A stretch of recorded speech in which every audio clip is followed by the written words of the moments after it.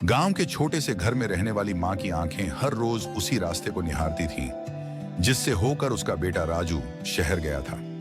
हर शाम वह घर के दरवाजे पर बैठती और दूर तक देखती, मानो कहीं से उसका बेटा लौट आएगा। लेकिन दिन, महीने और फिर साल बीतते गए और राजू नहीं आया। राजू जब छोटा था तो माँ से एक पल के लिए भी दूर नहीं रह पाता था। स्कूल से आते ही जोर से आवाज लगाता, माँ भूख लगी है, और माँ मुस्कुराते हुए उसकी पसंदीदा खिचड़ी बनाकर खिलाती। लेकिन वही राजू जब बड़ा हुआ और शहर में नौकरी करने चला गया तो माँ कहीं पीछे छूट गई। पहले कुछ महीने फोन आया, फिर धीरे धीरे बातें कम होती गईं। माँ रोज इंतजार करती कि आज राजू का फोन आएगा, लेकिन घंटों मोबाइल की स्क्रीन को ताकते ताकते उसकी आंखें थक जाती। कई बार उसने खुद फोन मिलाने की कोशिश की, लेकिन इस नंबर पर अभी बात नहीं हो सकती कि आवाज सुनकर मायूस हो जाती।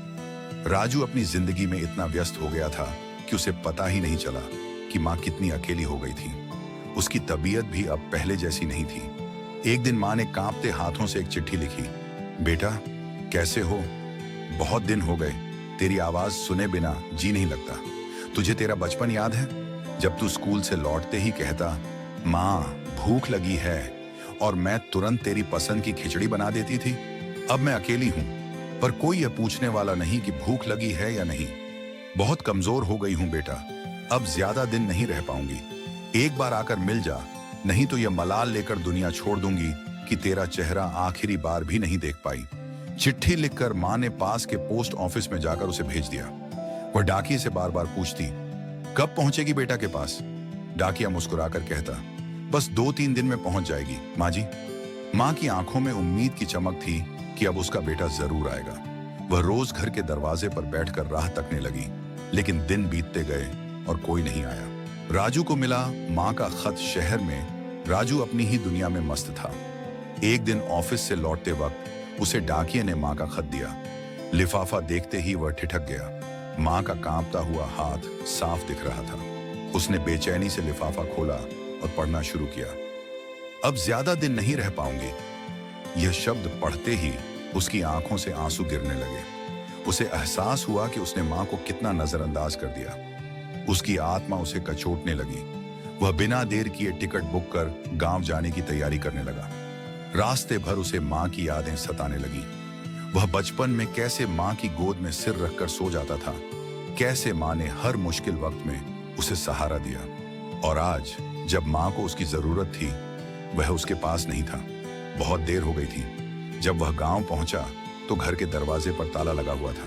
पड़ोसी दौड़ते हुए आए और बोले, बेटा मां नहीं रही। राजू के पैरों तले जमीन खिसक गई। उसकी आंखों के सामने अंधेरा छा गया। उसने कांपते हुए दरवाजे को छुआ, लेकिन अंदर से सन्नाटा था।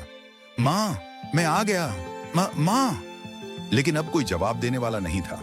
मां अब इस दुनिया में नहीं थी। राजू घुटनों के बल गिर पड़ा और फूट फूट कर रोने लगा। उसने मां की चिट्ठी को सीने से लगा लिया। उसे समझ नहीं आ रहा था कि खुद को कैसे माफ करे।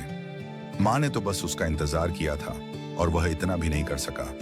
पड़ोसी ने बताया, तेरी मां आखिरी दिनों में बहुत कमजोर हो गई थी। तेरी राह देख देख कर उसकी आंखें बुझ गईं। आखिरी वक्त में भी तेरी ही बातें कर रही थी। राजू ने घर के बाहर मां का पुराना स्वेटर टंगा देखा। उसे याद आया कि ठंड में मां यही स्वेटर पहनकर उसे स्कूल छोड़ने जाया करती थी। उसने वह स्वेटर उठाया और अपने चेहरे से लगा लिया। आज वह स्वेटर भी ठंडा था। मां नहीं थी। इससे पहले कि बहुत देर हो जाए, अपने अपनों को समय देना शुरू कर दो, वरना एक दिन पछतावे के सिवा कुछ नहीं बचेगा। माँ बाप का प्यार अनमोल होता है, उसे नजरअंदाज मत करो, क्योंकि जब वे नहीं रहते तब सिर्फ एक खत और कुछ यादें ही साथ रह जाती हैं। दोस्तों, वीडियो अच्छी लगी हो तो एक लाइक करें। अगर चैनल पर नए हो तो चैनल को सब्सक्राइब करें और अपने दोस्तों के साथ शेयर करें। धन्यवाद।